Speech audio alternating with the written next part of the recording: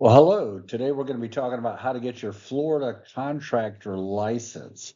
My name is Jack Sheffield. I call myself Jack the Exam Guy.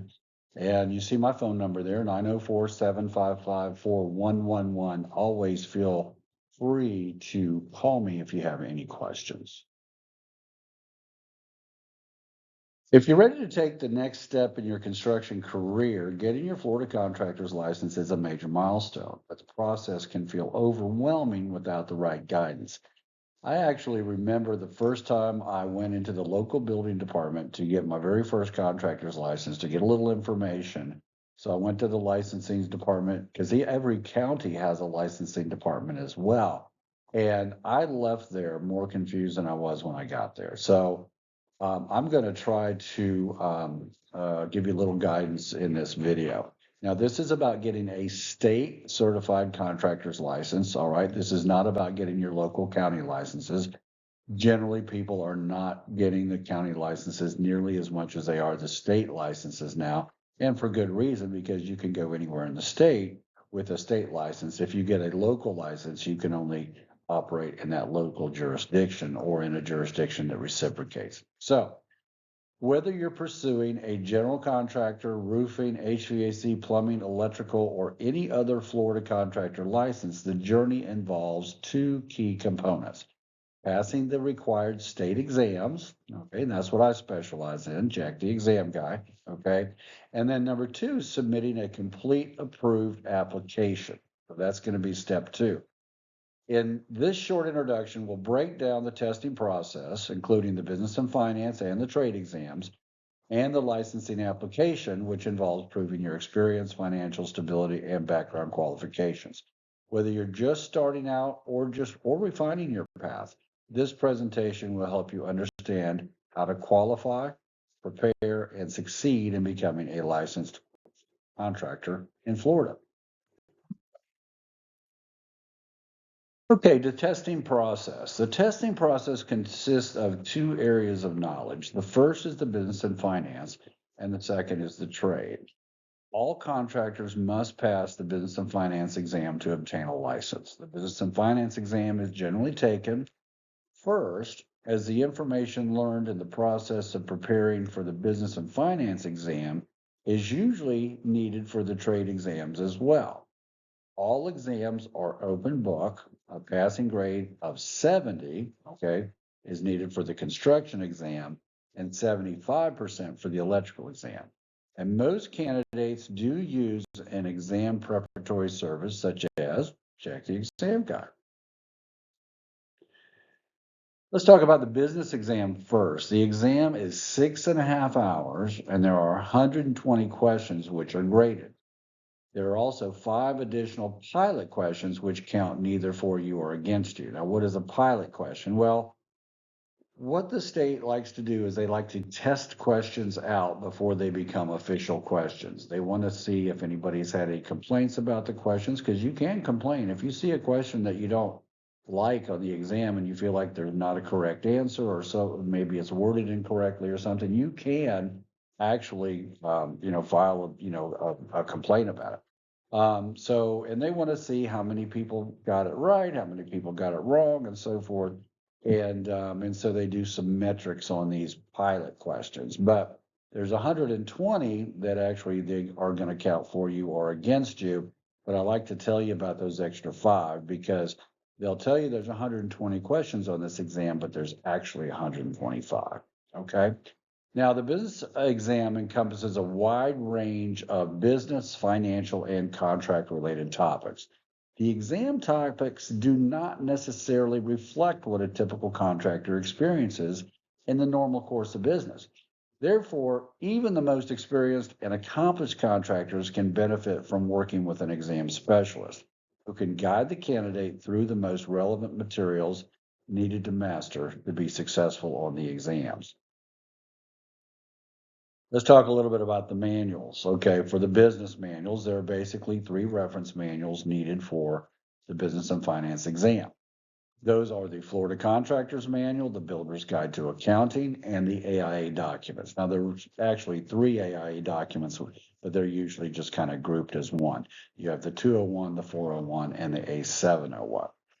The cost of the business and finance manuals is generally between $300 to $350 if you purchase them new.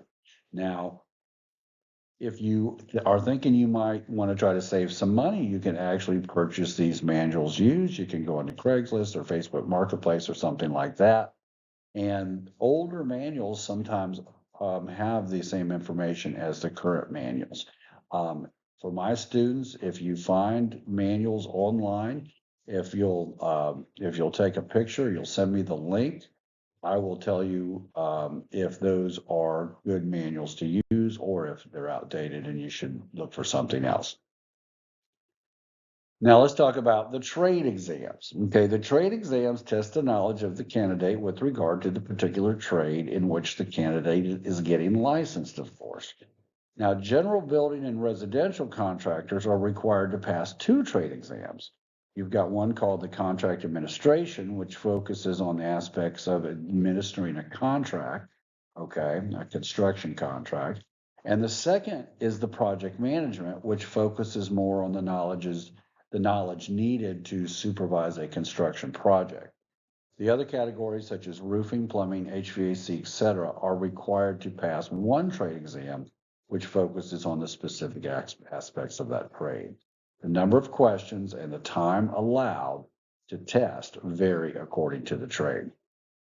And I can provide that information more detailed to you if you contact me. Now, let's talk a little bit more about the trade exams. Some testing requirements are waived for those who have had longstanding companies in good standing in other states who have a bachelor's degree in a construction-related field with a minimum 3.0 GPA. Okay, this is probably fairly rare. Probably maybe 2%, 1 or 2% of the people that I come in contact with are able to exempt themselves from the exam, but it is possible. Okay. And however, most candidates must pass the business and finance exam regardless of their exemption status for the trade exam. Might be exempt from the trade, but almost everybody has to pass the Florida business and finance exam. And let's talk a little bit about the trade manuals. Now, trade reference manuals cost vary according to the trade, of course, but there are generally between 8 and 12 manuals with the pricing somewhere between $1,000 and $2,000. It depends on the trade, and I can get pricing for you and maybe even get you a little discount. Okay, so let's wrap up the exam portion. There's many details and exceptions regarding the exams and reference manuals. Really too many to address in this brief introduction. It could be include information about using used books or older editions or the tabbing and the highlighting. For more detailed information on these or other topics, you can visit our frequently asked questions page, or I am available for free consultation and can be reached at, there's my email, jacktheexamguy@gmail.com, or there's my cell phone number. You can call me directly. Feel free to 904-755-4111. The website, if you want to just check out the website, I've got some good introductory videos and you can get an idea of the format for my school. And it's jacktheexamguy.com is the website. Now let's talk about the application process. The applicant is required to demonstrate his or her qualification for licensure in 3 different categories. They're going to look at your experience, they're going to look at your financial stability, and they're going to look at your moral character. Let's talk about the experience. Generally, there's a 4-year experience requirement in the field, with a minimum of 1 of those years in a supervisory position. The experience requirements can be satisfied with a 4-year degree, not even related to the construction, and a 1-year experience as a supervisor in the license category in question. Generally, the DBPR, Department of Business and Professional Regulation, is looking to see if the experience listed on your application relates to the various skills and duties of your specific trade. For instance, building contractors are expected to have experience in framing, formwork, concrete work, decking, elevations, and so forth. So you're going to list all your experiences on the application.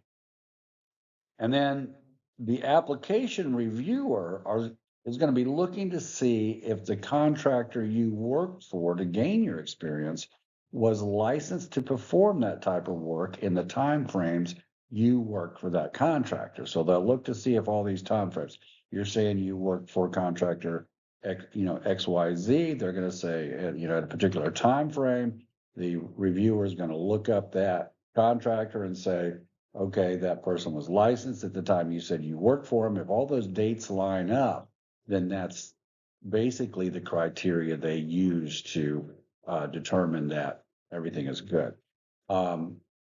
You do not have to have somebody sign off for you. That's kind of a thing of the past. If you were working for somebody and maybe things didn't go well and they don't want you as competition, well, they might just say, you know what, I'm not going to sign off for that person. So that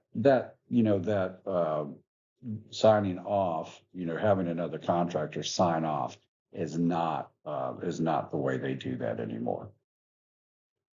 Okay, so let's look at this financial stability.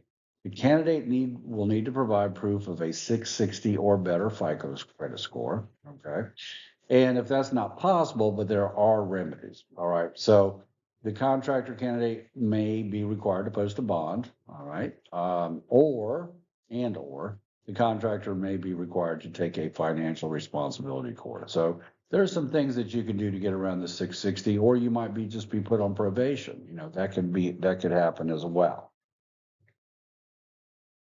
Okay, so moral character. All right. So how do they prove that? Well, the candidate will need to provide fingerprints, and a background check will be performed.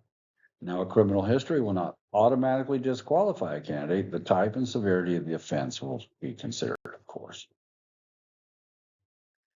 Okay, now the application process wrap up.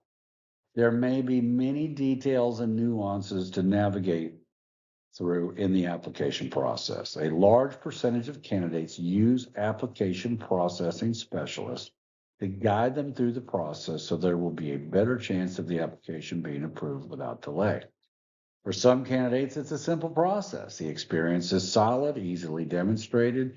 The credit history is not a factor, and the background check is clear. The candidate may still have an application professional handle the paperwork, however, because it can be burdensome. Hey, man, you've got better things to do. You're out there on the job making money, signing contracts, seeing customers. Let somebody else handle this paperwork for you. Okay. Or for the candidate that may have some issues in the area of qualification, strong consideration should be given to using an application processing specialist. Sometimes when there are questions, the board would like for you to, appear before the board, and it's always good to have somebody who is versed in what they're looking for to help represent you. The cost for that is usually starts at around $750. Okay, speaking of costs, if you're like most people, cost is always a consideration. You can expect to spend about $3,000 to $5,000 depending on your trade and other factors. Now, the approximate breakdown is as follows. Okay, so you're going to have some testing fees, somewhere between $250 to $350 depending on your trade if you pass the first time. All right. Your manuals, okay, you're going to spend between $1,000 to $2,000 depending on the trade if you buy them new, okay, and then prep courses. All right, prep courses are going to run you if you get both of my prep courses at full price. It's $299 a piece, so it's $598. I do believe I'm about the most reasonable. And you can spend up to $2,000 depending on the school. Right? Now, plumbing, okay, you are going to have some extra expenses with the plumbing because there may be an extra course if you need to take a course on isometrics. Almost all schools charge extra for the isometric course. And then there's going to be extra travel because plumbing is the only exam that is only given in Orlando. You have to travel to Orlando if you don't live there. and take the exam there. It's the only one that's still a paper and pencil exam because you've got to do isometric drawings and you have to do that, with the pencil, and you can't. It's very hard to grade isometric drawings, on a computer. Okay, so more about cost. Now, let's say that you're young, you don't have a ton of money, the price tag is daunting. I want you to consider an incremental approach. Okay, so um, let's do this. Let's sign up for the exam. Now, when you sign up for the exam, it's $135. It's floridaexam.com is where you sign up. And it is when you sign up for the business and the trade. We're just going to take the business first, but make sure you sign up for the business exam and the trade exam. And if it's general builder or residential, it's 2 trade exams. It's three exams. Everybody else, it's 2 exams. All right. Now you can purchase the books. All right. Now that's going to be $300. Okay. And that's going to be new, maybe a few dollars more. And purchase them, not tab. Don't spend the extra money on tabbing, which is a whole nother topic. But and then once again, you can, possibly find these books online cheaper. And if money is an issue, I encourage you to do that. Right now, as of the recording of this presentation, we're in August of 2025. We're using still the 2021 Florida Contractors Manual. But I was teaching not long ago out of the 2017 Contractors Manual, and 99.5% of the information is the same. So if you were really strapped for cash, you could probably pick up a 2017 Contractors Manual on Craigslist or something like that for 70, 80, $100. Okay. And then, of course, you're going to have the AIA documents. Now, if you're electrical, by the way, you don't have to have the AIA documents and the Builder's Guide to Accounting. You just have to have the Contractor's Manual. Okay. So you purchase a good, inexpensive business exam prep course for $299. That's what I charge. And I do suggest you do that because you want to pass this thing the first time. If you pass this thing the first time, it certainly pays for itself. Because if you don't pass, then you're going to get discouraged, and then you got to go back and pay your $135 plus the actual fee to Pearson VUE.